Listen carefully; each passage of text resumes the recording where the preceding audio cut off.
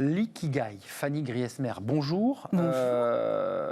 C'est intéressant parce que, petite parenthèse, les étudiants, je pense à eux. Elles sont en train de plancher depuis un petit peu plus de 2 heures maintenant. L'épreuve de philosophie écrite, celle qui marque traditionnellement le coup d'envoi du baccalauréat, un petit peu particulier cette année. On a les sujets d'ailleurs. Vous en avez noté quelques-uns ? Oui. Alors, discuter, est-ce renoncer à la violence ? On a également l'inconscient échappe-t-il à toute forme de connaissance ? Et enfin, sommes-nous responsables de l'avenir ? C'est un très beau sujet, notamment RSE. RSE, évidemment, parce qu'on est tous acteurs, porteurs du destin collectif. Une sorte de petits morceaux de ce destin collectif. Mais vous nous parlez de l'ikigai. Excusez-moi, Fanny. Oui, on va pas faire de dissert ce matin. Avec des mots incroyables, et notamment l'ikigai. Qu'est-ce que c'est donc ? C'est une philosophie japonaise, donc qui porte effectivement ce doux nom d'ikigai et qui donne une méthode très concrète à la quête de sens. Le sens, plus qu'une quête, une question existentielle qui semble avoir été ravivée par la crise que nous traversons aujourd'hui. Alors c'est vrai que tout le monde en parle, tout le monde la cherche. Certains la trouvent, d'autres y renoncent. Trouver du sens au travail, c'est un petit peu le Graal du 21e siècle. Mais c'est vrai que ces derniers mois ont permis à la majorité d'entre nous de prendre beaucoup de recul, un recul inédit. Et c'est vrai que derrière l'écran de notre ordinateur, on fait parfois le monde, notre parcours, l'histoire de notre vie professionnelle. Et cela nous ramène à ces questions fondamentales, voire existentielles. Suis-je épanoui dans mon activité professionnelle ? Suis-je à la bonne place ?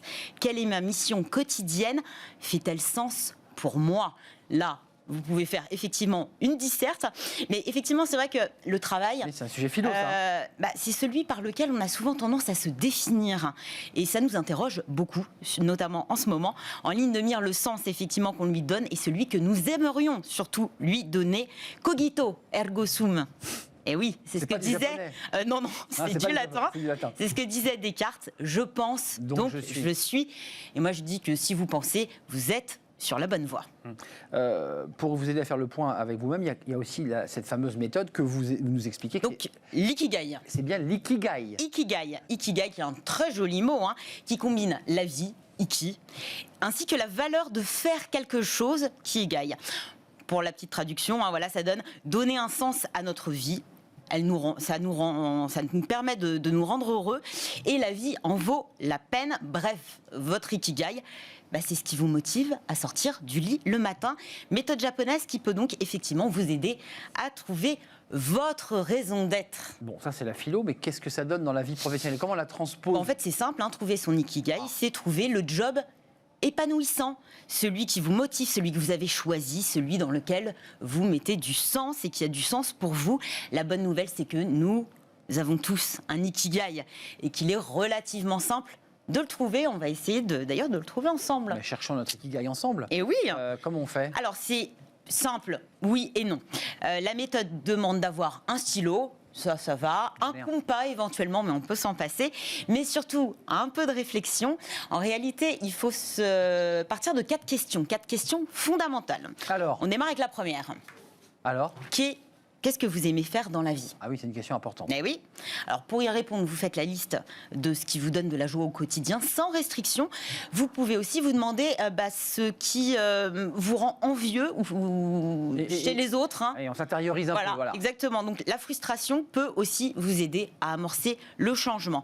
La deuxième question, quels sont vos talents ? Oui, forcément, on vous complimente sur des choses que vous savez faire. Peut-être, je ne sais pas, si vous dessinez bien, votre chrono sur 5 km est incroyable, on vous fait des compliments, vous faites de bons petits plats, vous notez tout ça. Vous pouvez aussi recevoir des éloges pour vos qualités humaines, votre écoute notamment, donc vous le notez également. En fait, il s'agit de repérer les domaines dans lesquels vous avez des aptitudes spécifiques. Troisième question, qu'est-ce qui peut vous apporter un revenu? Bah oui, quand même, le salaire, l'argent, c'est le nerf de la guerre. La base. Donc, en gros, pour quel service vous pouvez ou vous pourriez prétendre être payé?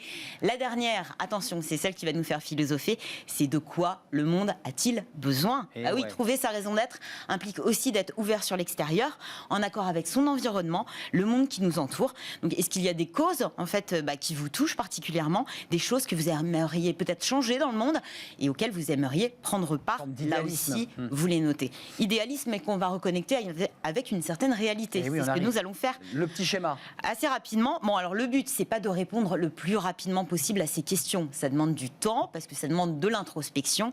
Donc forcément, souvent laisser passer quelques jours, voire quelques semaines. Qu'est-ce qu'on fait avec toutes ces réponses? Eh ben, on en fait un joli petit dessin, comme celui qui s'affiche sur votre écran. L'ikigai est au milieu. Et voilà, et l'ikigai est tout au milieu. Alors chaque question, et surtout les réponses que vous avez trouvées, ce sont ces petits cercles qui s'entrecroisent, et à l'intersection des 4 cercles se trouve effectivement votre ikigai. La réponse à votre quête de sens se trouve donc à l'intersection entre passion, mission, profession et vocation. Beaucoup de sion. Beaucoup de sion. Et beaucoup de... ça nous amène vraiment à philosopher. En fait, on trouve son ikigai en donnant plus la priorité à son épanouissement plutôt qu'au matériel. Ce qu'on voit d'ailleurs entre passion, mission, profession et vocation. Et donc on trouve un mot au milieu là. Vous avez mis ikigai, mais oui, en fonction des réponses que vous avez apportées. Donc, parce qu'en fait, vous mettez pas ce que vous aimez. Vous n'allez pas écrire ce que vous aimez. Vous allez vraiment écrire important. Peut-être cuisine, dessin, course à pied. Et en fait, quand ça va s'entrecroiser, vous allez fusionner des notions. Ça va vous amener à passion, vocation, profession, mission, et refusionner, et ça va donner votre ikigai. C'est pas simple, c'est pour ça que ça demande du temps. Non, c'est joli comme ça, mais bon, l'idée, c'est, on se rend compte qu'effectivement, trouver son ikigai permet aussi d'équilibrer la vie pro et la vie perso, et peut-être en acceptant aussi l'idée qu'on peut vivre mieux en gagnant moins, car l'ikigai ne permet pas seulement de trouver le job de vos rêves, mais aussi la vie qui va avec. Il faut donc cultiver son jardin. Qui est-ce qui disait ça? Cultiver son jardin, c'est le professeur Ikigai. Voilà, c'est Voltaire. C'est Voltaire, exactement. Vous avez essayé de me piéger, évidemment. Bien sûr, écoutez. Eh oui, c'est terrible. Voilà. Elle essaie toujours de me piéger. Merci Fanny pour cet Ikigai. Prenez votre temps, parce que c'est pas si simple. Oui, alors le dessin est terminé. J'ai commencé, mais c'est compliqué. Voilà, ça demande une réflexion intérieure sur vous-même, cet Ikigai. C'est ça. Merci à vous, Fanny. On se retrouve demain pour une nouvelle aventure, une nouvelle chronique à découvrir sur nos antennes. Petite pause, courte pause, on va s'intéresser aux salariés qui reviennent au bureau parce qu'on voulait faire ce sujet depuis un certain temps. Vous êtes revenus au bureau, ou pas d'ailleurs. Retour au bureau, retour derrière les barreaux. J'ai lu ça dans un article de presse. Est-ce que c'est pas un peu exagéré? Est-ce que ça va transformer votre façon de travailler et peut-être même votre façon de vivre? Est-ce que ça modifie les organisations et le management? Est-ce que vous voulez rester chez vous ou au travail? Toutes ces questions, on va y répondre dans quelques instants, après cette pause, avec mes invités, bien sûr.